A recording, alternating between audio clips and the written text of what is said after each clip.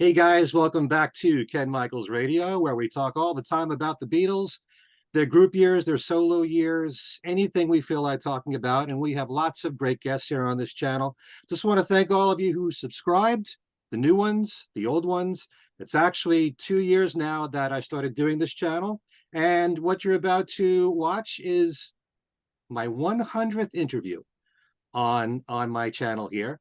And well, we've got one very special guest to bring on here for that. You know him for the last 20 years, being in Paul McCartney's band, being on his albums, touring with him all over the world. And he's got a brand new song out called On My Way to You, which we'll talk about. And we'll talk about his career and a bit about Paul. Welcome, Brian Ray, to Ken Michaels Radio. Thanks so much, Ken, man. It's a pleasure to see you again. Yeah, it's been, I think it's 5 years, because the last time I spoke to you, we were talking about the Bayonets and this album here, which you reissued at the time with 2 new songs. Great power pop album there, Crash, Boom, Bang. Thank And you. let's just start by talking about the new song, which I've watched the video of. Love it. I mean, it's got all this great energy. It's a great rocker. Of course, I love the guitar playing. And the video is phenomenal. Let's talk first about the song itself, and what the song's about, because you've got ghosts there in the lyrics and in the video that pop Yeah, up in your car and on the road. What's the song all yeah. about? Well, yeah, thanks for the question. Yeah, thanks, Ken. Well, so for me, writing a song, you never know where it's going to start from. It could start with an intro lick or a chorus melody or a lyric or a title, and it's always different. You never know where the thing's going to go. In the case of this song, it was that intro lick, and Right. and it was just really fun way to get into a song. And sometimes the lyrics come very quickly and they just flow. Sometimes they're very slow and labored, but in the end, you hopefully get to the same place where it doesn't feel labored, where it just feels natural. In the case of this song, they flowed out pretty quickly. When I had the opening verse line, I was riding with the ghost. She was the ghost I loved the most. She said, oh yeah, yeah, oh yeah. And I always had this idea of the answer line with the backgrounds as sort of your subconscious saying, oh yeah, that's what's happening. Anyway, it was just a way into the song and the lyric. And then from there, since I had the lyric cadence established from that first line, I just continued that and came up with other imagery. Now the song is about, we've all made choices to maybe return to a relationship we've tried before. And that's the ghost reference. It's like you really are trying a relationship with something that used to be. Right. And that's the ghost reference, and then in each verse I talk about, a different aspect of, well, loss, lust, and then renewal. Like, I guess to get real, sort of metaphysical on it, I just feel like relationships are there to teach us about ourselves, about the world, about life. And they're there for our enlightenment. And so On My Way to You isn't necessarily a person. It's On My Way to You is to enlightenment. That's the title of the song. And that's what it all leads to. It's like all of these battles, all of this shadow boxing with myself, all leading to, this is what I had to do to get there. And that's what the song's about, all within a kind of a scrappy, feral rock vibe, so it's kind of the direction it took. Well, I mean, the song really rocks, and I think anybody who watches the video will really enjoy it. And tell me about the video, because it's basically you in different locations playing the guitar, and there's a lot of animation around you, and then you become animated. I do. If I wasn't already animated enough, I was further animated. But yeah, I don't know. I mean, what can I say?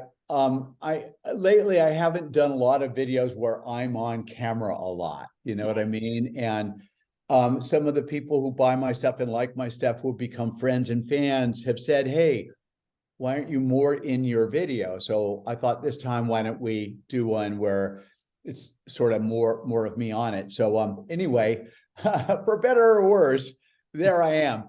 And I contacted this guy named Tim Roth to direct it and film it. And he came out to my pad out in Palm Springs that you see behind me. And he brought his cameras and a little sort of a track and some green screen. Mm-hmm. And he filmed me against green screen to fill in later with whatever he felt like using. So you'll see me in a crazy old parking garage. You'll see me on a road. And I hate to tell you, that's all green screen, but the magic of filmmaking. Mm-hmm. No, and then I suggested doing some CGI. And we chose two major scenes to illustrate to CGI to do computer graphics to, and that was I was riding with a ghost. I'm in the car, a real car. This is not green screen. I'm in my car, and he's filming me in my old Riviera, and then I talk about this ghost, and the camera goes over to the person I'm riding with, and it's a ghost. You see through her. And so we wanted to animate that. And then later on in the bridge, there's sort of like a crazy, ayahuasca peyote dream scene that goes on for quite a while after the solo. And, the guy's having like hallucinations and revelations as he continues his, his spiritual expansion. And he claims he saw Jesus, and Jesus was riding a dinosaur. So we thought we would animate Jesus on a dinosaur, and we did so. Wow. And you got the ghost reappearing again. Yeah. Then she reappears right in front of the car in the middle of the road. So what are the plans? Is this strictly a single, or is there an album in the works, or what? Well, I mean, I could talk about this, the album in the works. There is an idea to do a compilation of my solo singles. And I've been doing solo singles with little Steven Van Zandt. Stevie signed me to a deal back in 2017 on his amazing label, Wicked Cool Records in New York City. And we've done a whole series of singles. And this is the latest one. And this is the last one we're doing for a while. This is the last one we're doing individually on vinyl, like a 7-inch vinyl single release. And it's got a B-side that we can talk about as well if you'd like.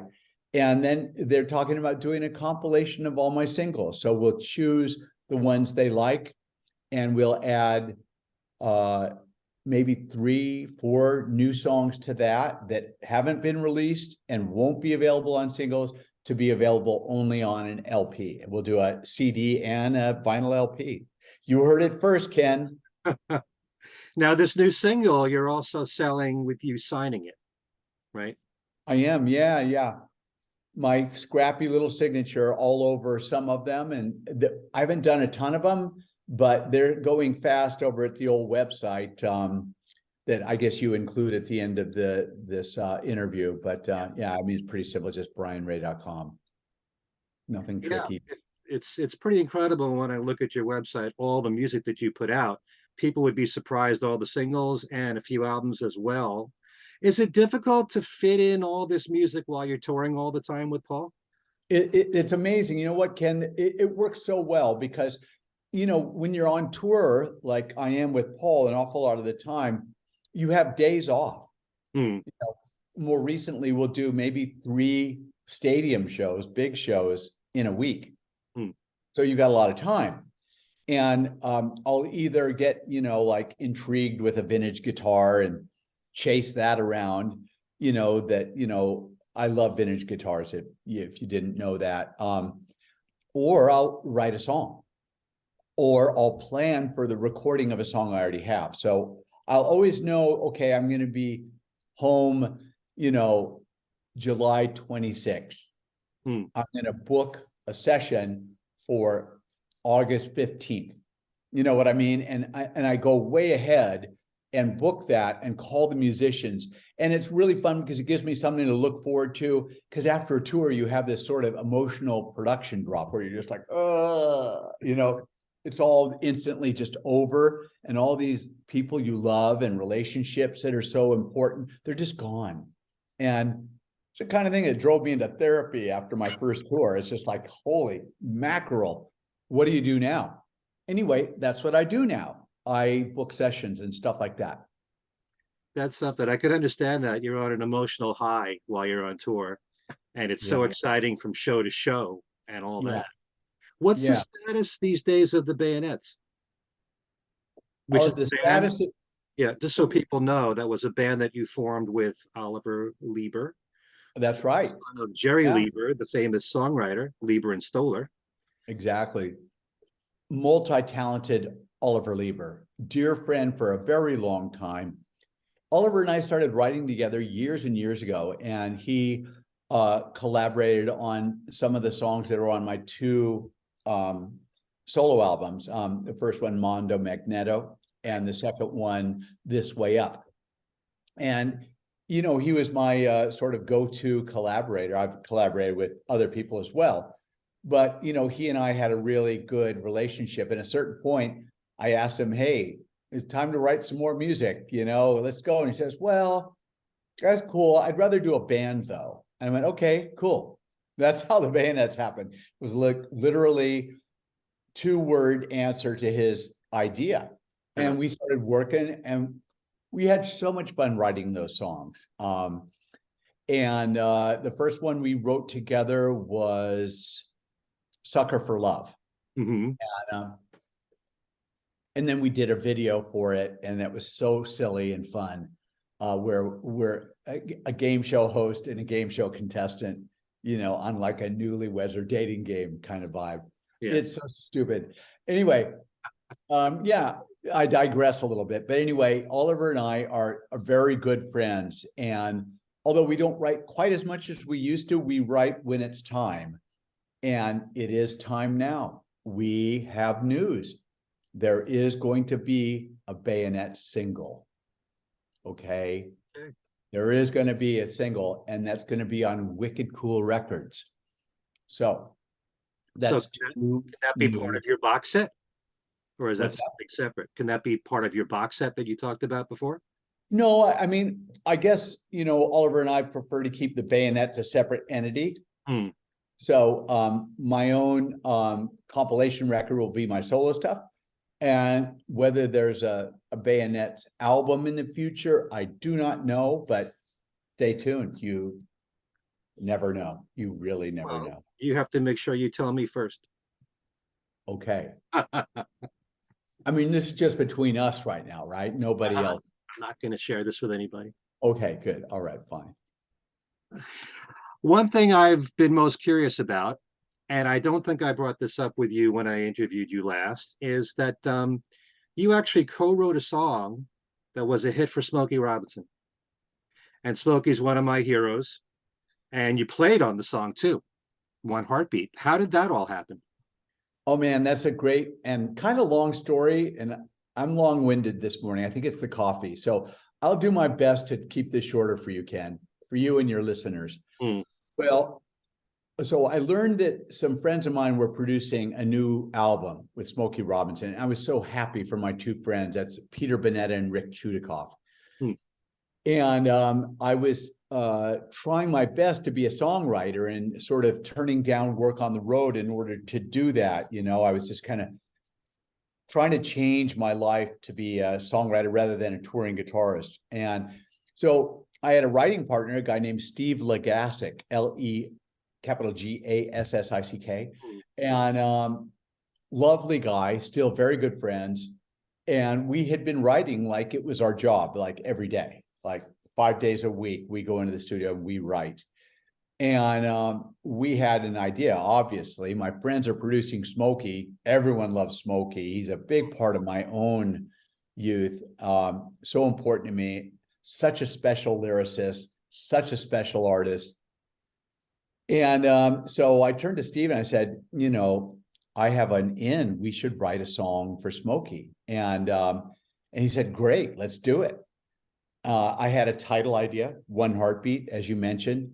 And Steven and I said, well, why don't we kind of go towards Smokey 100%, like in his style, and what are our favorite songs? And we thought Tracks of My Tears, It's just like one of those songs. It's just like, he is so good at writing about, unrequited love and endings and stuff like that. Tears of a Clown, Tracks of My Tears, a lot of tears.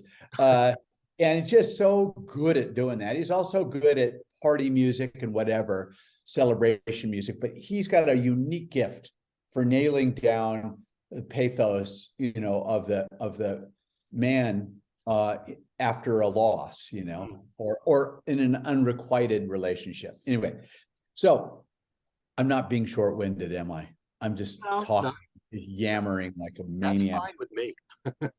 Okay, well, anyway, so I had said Steve and I are now searching around. Now we start to have a little idea with this title, One Heartbeat, Tracks of My Tears. And we just started fashioning for him.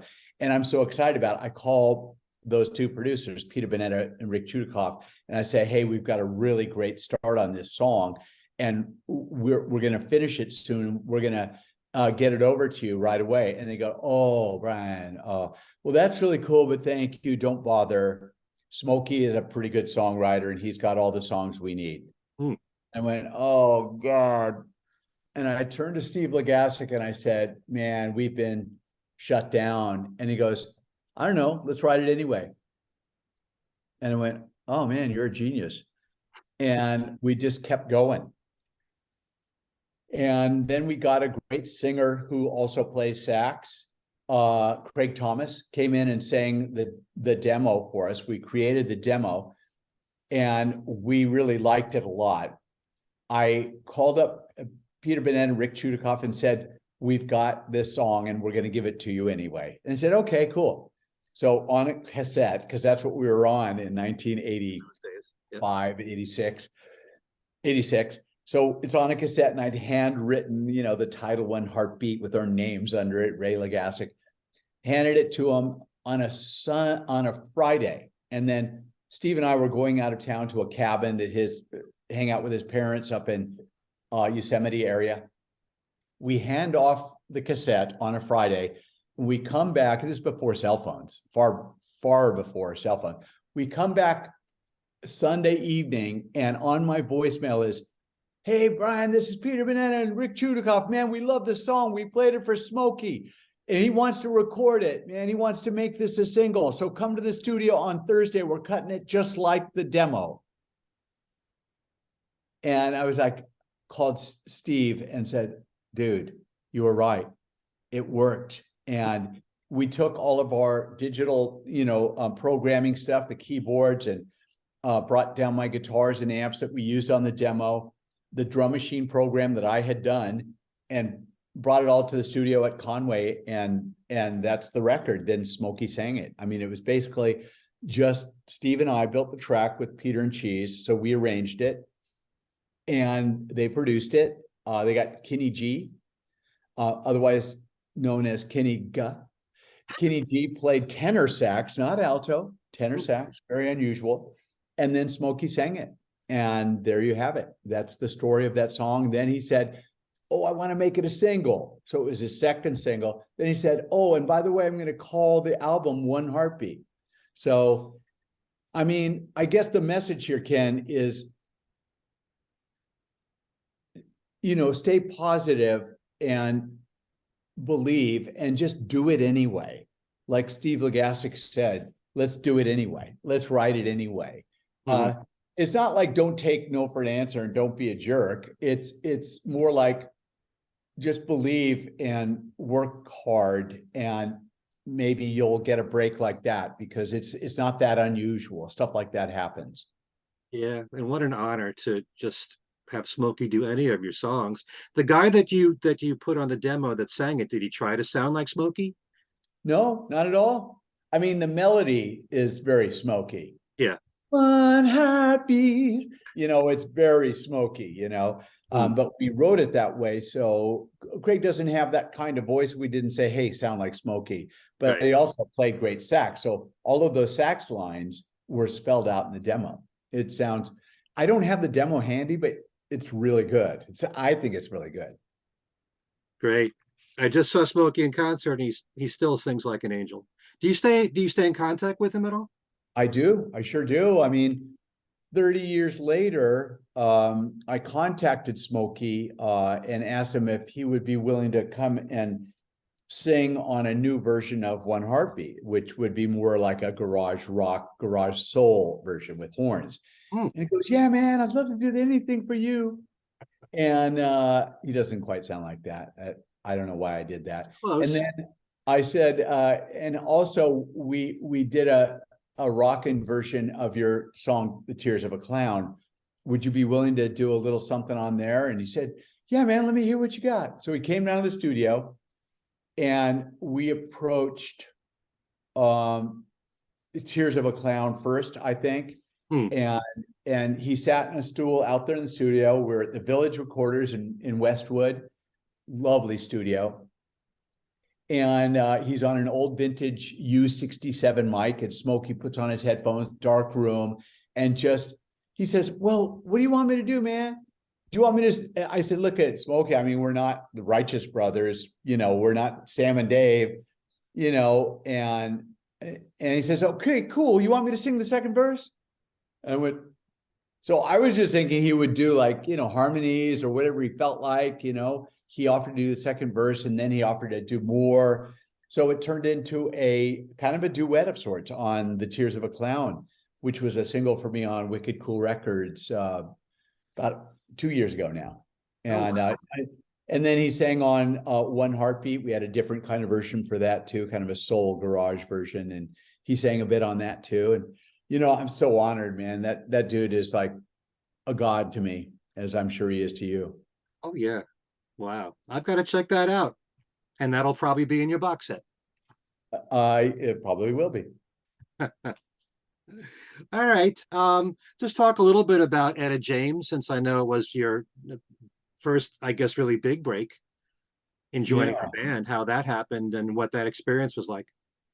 Well, I mean, Etta is another one of those people, not unlike Smokey, whose footprint in culture is just huge. I mean, you can't go to a wedding now and not hear Etta James sing at last. Right. Or at a divorce, you'll hear Sunday Kind of Love.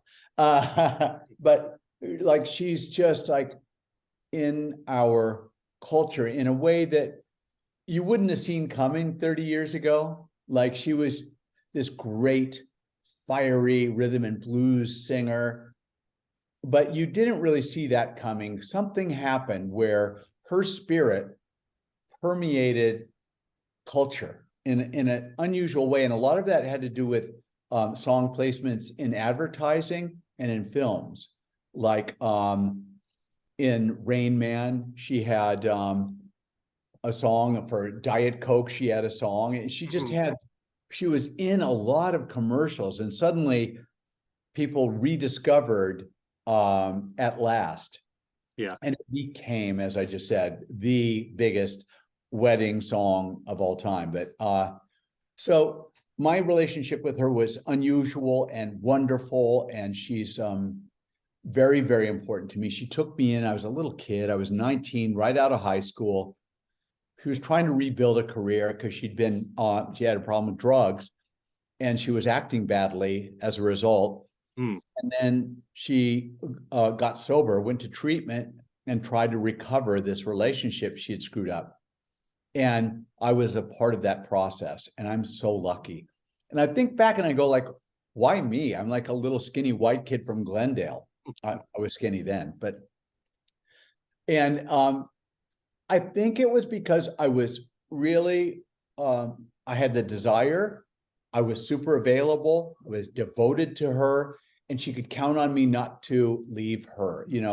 If you don't have a lot of money as an artist to keep someone interested, they're going to go find another gig. It's just reality. It's just reality. And adored her so much and didn't know her from her previous behavior. So I was just all in. I was just like, yeah, let's go. And, you know, we would be playing in a shady cinder block, you know, juke joint in Colorado Springs. And then we're on tour with the Rolling Stones. So it was like, and everything in between, you know, like insane diversity of experiences with her. And I'm just really fortunate she liked me and trusted me. And I played with her for 15 years. And then we were close for another 20 after that, doing recordings and writing and stuff, you know. It's Television. What's that? The ropes of the business, just She being with, did. yeah, it's pretty amazing. I always think of President Obama, you know, dancing with Michelle to That's at right. last, you know.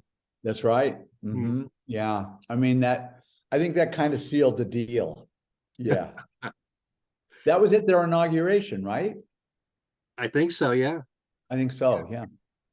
But I always like to tell people that, you know, when it comes to music, nothing is ever, there's no final word on anything. You have no idea how certain music, which may not have sold 10 years from now, 20 years from now, there could be an appreciation for it. And it's really important. I used to never say this, especially where the Beatles are concerned. I didn't want Beatles songs in commercials or anything like that or in movies, but it gives exposure to new audiences and it can create a whole new generation of fans that appreciate your work. So, you know, you got to be thankful that her music was placed in so many ways that way. Yeah. That's true. I mean, you're so right. She wouldn't otherwise been in the conversation, would she? If not for commercial exposure in a way. You know, in a way, and I don't mean to pit them against each other, contrasting to Aretha, Etta has had a lot more cultural exposure than Aretha. Aretha is amazing. There's something about Etta that struck a chord with people, still does to this day. And I'm not sure I can put my finger on what that is, but maybe it's she sings from such a deep, not that Aretha doesn't. I mean, I don't know what to say. I mean, maybe it's just the song At Last struck a chord with so many people, but she's everywhere now. Everyone I talk to goes, oh, Etta James. You know, it's a remarkable thing. Well, the true legends have their own style that you can pick out. You know, you can certainly say that about Aretha as well. So, I mean, they're both one of a kind right there. Yeah, no doubt about it. Now, even though we discussed this before, I'm sure there's a lot of fans that want to know, you probably answered this question a million times, how you got the gig to be with Paul. Wasn't that all through Abe? Yeah, it was all through Abe. What happened was I had just turned down, I was not accepted on a tour I was contacted for with a big artist because the sort of the conditions weren't what I was used to. And that was then 9/11 happened. And I went, oh my God, I was picky about this and that. And now who knows if we'll ever have jobs again, you know? Right. And I was very sad and depressed. And then I saw that Concert for New York on television. And there are my friends, Abe Laboriel Jr. and Rusty Anderson. And they had a guy named Gabe Dixon on keyboards and Will Lee from the David Letterman show band on stage and playing with Paul McCartney. Now, Abe and Rusty were old friends of mine, each of them from different things. I toured with Abe in France and I lived near Rusty. Now, I didn't know them together, nor did they know each other before they were reached for the Driving Rain album that they first played with Paul on. Anyway, there they were. And I'm like, my friends, you know, and a part of me, I said, I was so bummed that I had turned down this or didn't get invited on that tour, the other artist. And I said, oh, well, what if I were to get so lucky, be so fortunate to get a job with Paul and be with my buddies? And it's just like, oh, shut up. You can't have that kind of dream. That's ridiculous. You know, yeah. I talked to myself about it, like, and said, oh, that's crazy. But then only like a month and a half later, Abe is at my birthday party, you know, early January, 9/11, Concert for New York. Then 2 months later, And there's Abe, and I said, oh man, like, God, I'm so happy for you. This is amazing. Are you guys going to play live? Are you thinking of touring? He goes, well, yeah, we have some ideas coming up. I said, whoa, that's awesome. Well, who's going to play bass while he plays guitar and piano and play guitar when he's playing bass? And he goes, oh, yeah, we need a guitar player who plays a bit of bass. And I went, I'd love a shot at that. And he goes, oh, cool. Now, Abe and I had toured a lot in France, so we were good buddies. Yeah. Hanging out days off and enjoying life in France. So we knew the hang. We knew that we were, good buddies, and that I was someone he would feel proud to put forward. So he did. He gave my name to David Kahn. David Kahn talked to me, and it worked out. And I got a call the next day. Can you be on a plane to go to New Orleans to play one song with Paul McCartney for the Super Bowl? Right. I'm like, what? So that was my audition. 2002, before the national anthem, playing Freedom with Paul McCartney, one song. And then he invited me to rehearse with him 5 weeks later for a tour right there in New Orleans. He came and said, okay, man, see you in March. I was like, what? I thought that would be the end of it. One song and see you later. I was very happy with that. I mean, are you kidding? Right. And then it turned into that, but I still didn't know if I'd be the right guy. I mean, playing one song is one thing. Playing 45 songs on various instruments and singing is quite another thing. And I came home and busted my ass to be the right guy. And I'm just lucky that it worked out and that he still calls me. And we're also fortunate that Paul's had this band all these many years. And we have to thank David Kahn for that, because without him, you wouldn't have had Abe and Rusty in the first place. And I interviewed Rusty on one of my podcast shows on Things We Said Today. And I also interviewed Gabe Dixon here for this channel. And it's kind of ironic. He was offered the job to be in Paul's band, and he turned it down. And I guess they brought Wicks back. That's right. That happened. It was unfortunate, but in a way, things happen for a reason, I guess. And Wicks was invited back as a result of Gabe turning it down. And Wicks had a lot of experience with Paul. He'd already been with him for, at that time, 15 years already, something like that. Now, Paul hadn't played live for a long time, but he goes back to 1988 with Paul. So right. Wicks knew a lot about the way things should go, the way Paul works. So he was like very, very important to Rusty, Abe, and I, who were brand new at it, just going like, what do we do? And Wicks was like, here's a harmony. Brian, why don't you take the lower one? Rusty, why don't you take the middle one? Oh, let's try switching it. So he was instrumental in putting together our sound. Now, mind you, Ken, we only had 6 days of rehearsal as a band before Paul walked in. And then we only had 5 more days with him. And then we played a show in Oakland. So it wasn't like months and months of working on this and that. It was very, very go. So by the time Paul walked in, we knew 45 songs or something like that. And by the end of that 6th day with just the band, I felt like we were pretty good, maybe not the first day, but by the end we were pretty good. Paul walked in, and I think the first song we played together was Hello, Goodbye, maybe. And at the end of that day, we went through, 20 songs that day. It was incredible pace, just go. At the end of that day, he says, okay, guys, sounds good. See you tomorrow. And then went, oh my God. That's when it sunk in. I think I'm going on tour with Paul, because up till that day, I didn't really believe it or go tell anybody, right. Because what if it didn't go great that first day with him? Then I'd feel really bad and also look foolish if I'd told a bunch of people and it didn't work out. Anyway, it did work out, and here we are in our 21st year as a band. Yeah. That's truly incredible. I'm sure none of you ever thought that you would be working with him all these years, so many years later. I And mean, yeah. Oh, sorry. Go ahead. what is it for you? There's always a tendency when you work with the same people year after year after year for things to go stale. What keeps it exciting for you and for the other band members and for Paul? It's a good question. Well, I mean, it starts with Paul. Paul is not a cynical person. He never once has rolled his eyes at a song he's played 1,000 times before in rehearsal. He's never once got like, oh, here's this one again. Never. He always puts his heart and his intention forward. He's always just really into it, and you'd think like, I mean, this guy has literally sung this song 1,000 times. Yeah.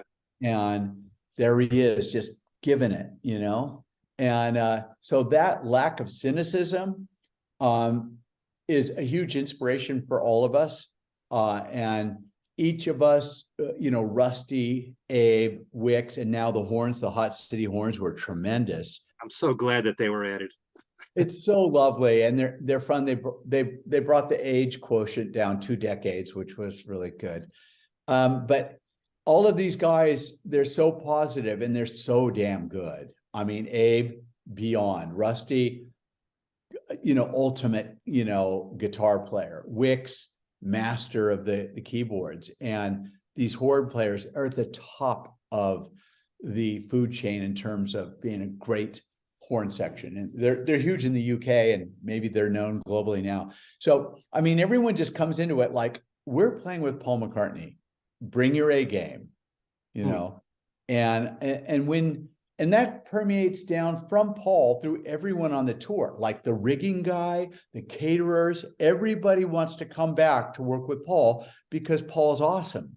He's a great guy. He's thoughtful. He talks to the caterers and the riggers. He's a dude. And everyone. And, he's just sort of engendered so much affection that everyone's willing to do 110%. And when you have a whole 160 people who are given 110%, you're going to have a good time, Okay. I know that you're pressed for time, so just tell me if I can ask a few more questions. Yeah, sure. Where are we? Yeah. Thank you so much for reminding me. Yeah, I've got an appointment, but yeah, how about 2 more? Would that be okay? All right. I remember you telling me the last time that I interviewed you that you were the one who suggested too many people to be brought into the set list. Are there times when other band members make suggestions like that and Paul goes with it, or is it completely, Paul's decision? I mean, he has the final decision, but have there been times when he takes ideas from the band and goes with it? Yeah, yes to all of that. I mean, I wasn't the only person that said too many people. Maybe I was the first. I don't even remember now. But, we wanted to do Helter Skelter in 2003.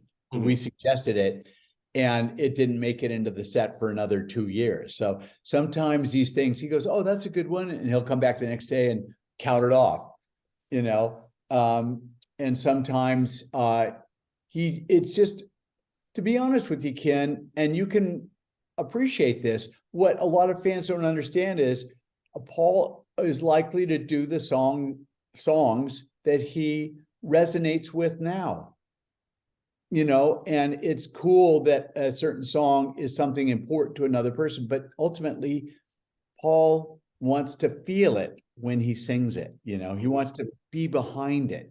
So he has to fall in love again with something he did 50 years ago, and some of those songs and lyrics may not fit how he feels now. That's all. And that's all it ever is. So we'll suggest a song, and, we wanted to do Backseat of My Car, and many others that we tried or, didn't even try, or we tried many times. And for whatever reason that are personal to him, he decides whether or not they're valid and sort of current for him, I think is the thing. He has to love how they feel now, which you can appreciate, Okay. I noticed that on some of the tours, there's certain songs that he only does like on one tour or briefly, or in other countries, like Come and Get It. He did in Yeah. Europe, something like that. There are songs like Hope for the Future, which is a favorite of mine, which he only did briefly. You know, Your Mother Should Know and All Together Now did very briefly. What makes him decide from tour to tour? Because there are certain songs he repeats in every tour and some that he only does for a short time. Yeah, well, that's so true. Yeah, I mean, I pushed for Come and Get It for a long time. I just think that's a cool song. And the demo he did before Badfinger did it is just so awesome. You know, it's on the anthology, I think. And anyway, I love that song. And I still love it. I still want to do it all the time. Just think it's cool, whatever. But, you know, he did it and it was great. And you're right. There's songs that he'll only do for one tour, like a year or two, and then they're gone. And I think that's the churn, and that's a natural thing because there's going to be sort of 20 songs that are always going to be there because he wants to give people. He assumes that they've never been there before and that they're going to want to hear these songs. And the audience, I mean, we're just lucky to have him doing whatever he wants to do. You know, so, and then there's a natural churn. It's like, well, if Your Mother Should Know isn't on the next tour, who knows the reason why? We don't talk about it. It's just like he either invites that song back or that great visitor, you know, has now left and gone to a different party. You know, it's just how he feels, you know, it's just what he feels. It's a feeling. Well, he's got such a huge and amazing catalog to draw from. You know, Yeah. can't always be easy to pick what he wants to do. But I also know that he has said that he thinks about if he was a fan going to the show, what would that fan want to hear? So he puts that thought process behind it too. Mm. So, Well, that's right. But he always gives a nod to a deeper track. You'll see it in almost every show we've done. There's something in there, a nugget for someone who's been yearning for that song, like Come and Get It, you know. and Temporary Secretary. I mean, that one stayed, you know, and you go like, well, it wasn't a huge hit or anything. It comes back to he has a fun time playing it. That's all there is to it. Okay. It makes him feel good. I just want to ask one last thing because for a lot of fans, some of them go to the sound checks before the show. And you know that the sound checks are all songs that in most cases, not all, but most cases, they're songs that he's not going to do in the show. So, you know, sometimes you wonder, oh, that's such a great song. Why doesn't he put that one in the show? And you're already rehearsing it and the band already knows it. You know, so what goes into that thought process? Are there times when you're thinking, well, maybe he'll pull this one from the sound check? Yeah, sure. I mean, I can't speak to his thought process any more than I just did. It's like whatever he wants to do. And yeah, I think that he sees the sound check as almost like a mini show. You know, it's like an hour long. He really puts a lot of energy into that. And sometimes we start with a jam that he starts, you know, and that can lead into a song idea. But you know, that's just all up to him. It's just, yes, some songs have migrated from the show into the sound check or from the sound check into the show. It's just whatever he wants. Okay. Well, Brian, thank you so much for spending time with us. And this channel is your home whenever you want it. So Thanks so anytime you much. want to talk about your music, your latest release, just come on down. I appreciate it so much, man. And you know, it's always a pleasure to talk to you. You're just a natural at this, and you know, it's never a labored thing to talk to you, and you're curious and smart, and it's always a blast. So thanks a lot for having me on your show. Okay. And you've had an extraordinary career even before Paul. So, you know, and it's great to know that here's someone who's worked with someone as great as Smokey Robinson and Etta James too. So it's great to have you here. Thanks so much, Ken. I appreciate that, man, so much. Okay. Thank you. Thanks to all of you for watching, and we'll see you next time.